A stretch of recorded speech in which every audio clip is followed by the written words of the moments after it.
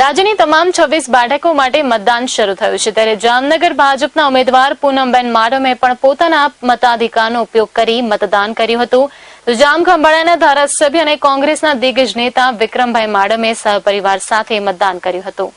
ગુજરાતમાં વહેલી સવારથી જ મતદારોમાં અનેરો ઉત્સાહ જોવા મળી રહ્યો છે, જેમાં રાજકીય પક્ષોના દિગ્ગજ નેતાઓએ પણ પોતાના મતાધિકારનો ઉપયોગ કરીને લોકોને મતદાન કરવા અપીલ કરી હતી।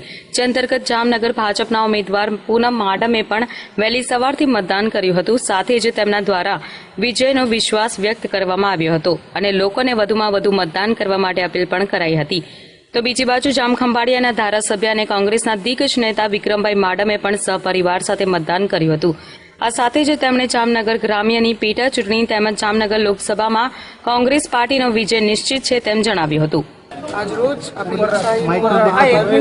એવી આપણી લોકસભાની ચૂંટણી અને એમાં એક નાગરિક તરીકેનું મારું દાયિત્વ, મારી ફરજ, મારો મત આપી અને અહીંયા નિભાવી છે।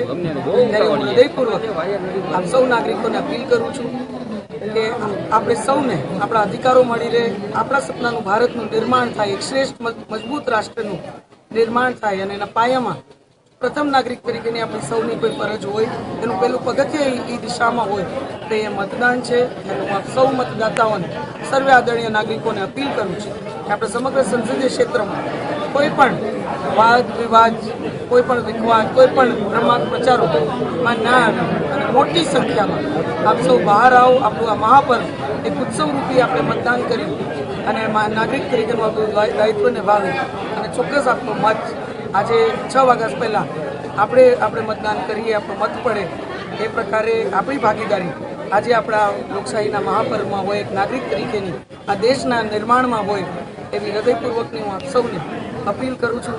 ત્યારે આજે મેં મારું નાગરિક તરીકેનું દાયિત્વ મત આપીને જ્યારે નિભાવ્યું હોય ત્યારે આપ સૌને અપીલ કરું છું મોટી સંખ્યામાં આપ સૌ પણ આ સંસદીય ક્ષેત્રના દરેક નાગરિક બહાર આવી પોતાનું મતદાતા તરીકેનું અને દેશના નાગરિક તરીકેનું દાયિત્વ આજે મતદાન કરી અને નિભાવે એવી અપીલ સાથે 60 વર્ષ થયા આ જગ્યાએ છેલ્લી 3 લોકસભા 2004, 2009, 2014 હું લડ્યો। આ વખતે હું ખંભાળિયાની અંદરથી ધારાસભ્ય છું। આ વખતે બીજાને તક આપવા માટે પાર્ટીને 12 મહિના પહેલાં જ કીધું હતું કે બીજાને તક આપો। લોકશાહીનું પર્વ ઉજવવા માટે હું, મારા પત્ની, મારો દીકરો, મારી દીકરી સાથે આવ્યા છીએ અને લોકોને અપીલ કરીએ છીએ કે લોકશાહીમાં મતદાન અવશ્ય કરો। આપની ઈચ્છા પડે તો મત આપો, પણ મતદાન અવશ્ય કરો।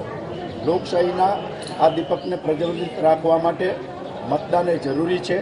જેમ દીવાની અંદર સમયે સમયે ઘી પૂરતા જાય તો દીવો પ્રજ્વલિત રહે, એમ લોકશાહીને મજબૂત રાખવા માટે જનતાએ મતદાન કરવું જોઈએ, અવશ્ય કરવું જોઈએ। આ વખતે ચૂંટણી પંચે પણ 2 કલાકનો વધારે સમય આપ્યો છે। 11 કલાકમાં 11 મિનિટ જો આપણે દેશ માટે ન કાઢી શકીએ તો પછી રાજકારણીઓને ગાળો દેવાનો આપણે કોઈ અધિકાર નથી, એવું હું માનું છું।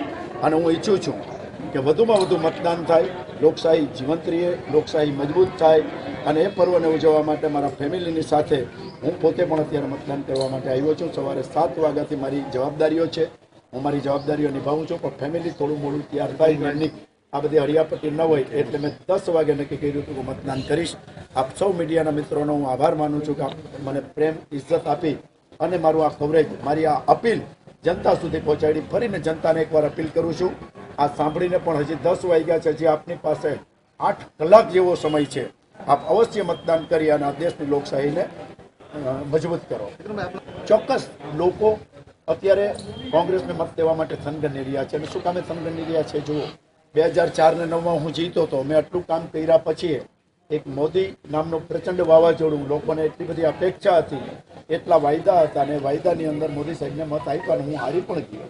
પરંતુ 5 વર્ષ પછી લોકોને ખબર પડી છે કે આપણે છેતરાણા છીએ, લોકોનો હિસાબ માગે છે અને હિસાબમાં નીલ છે, એટલે દેશભક્તિની વાતો કરે છે, પાકિસ્તાનની વાતો કરે છે। વિજયભાઈ રૂપાણી જેવા તો એવી વાત કરે છે કે આ ચૂંટણી છે એ ભાજપ અને પાકિસ્તાનની છે, જાણે કોંગ્રેસ તો ક્યાંય છે જ નહીં। આ ચૂંટણી કોંગ્રેસ જીતશે તો પાકિસ્તાનમાં ફટાકડા ફૂટશે।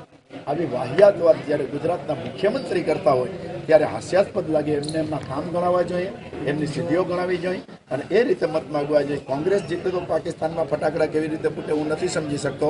આ દેશની આઝાદી માટે પણ અમે બલિદાનો આપ્યા છે, આઝાદી પછી પણ અમે બલિદાનો આપ્યા છે અને આજે પણ કોઈ પણ જાતની લાલચ કે લોભ વિના વિક્રમ માડમ અડીખમ કોંગ્રેસનો સૈનિક થઈને ઊભો છે. અને એ પણ કહું છું કે મારો સન 19 વર્ષનો છે.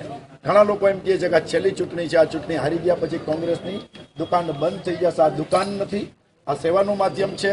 અને 19 વર્ષ અને 50 બીજા એટલે 69 વર્ષ સુધી મારો દીકરો કોંગ્રેસની ધુરા સંભાળશે. એક કાર્યકર તરીકે, નેતા તરીકે નહીં, એક કાર્યકર તરીકે તો કોઈ એમને રોકી જ ન શકે. કોંગ્રેસ છે, કોંગ્રેસ રહેશે અને કોંગ્રેસની દુનિયાની કોઈ તાકાત આ દેશમાંથી કાઢી ન શકે. બંને બેઠક જીતશો આપ? 100% બંને બેઠક જીત નિશ્ચિત છે. 23 તારીખે, આજે 23 તારીખ છે, એક મહિના પછી 23 તારીખે કોંગ્રેસના બંને ઉમેદવારો જીતશે. કેતન રાવલ સાથે જગદીશ ખેતિયા, લાઈવ ગુજરાત ન્યૂઝ, જામનગર.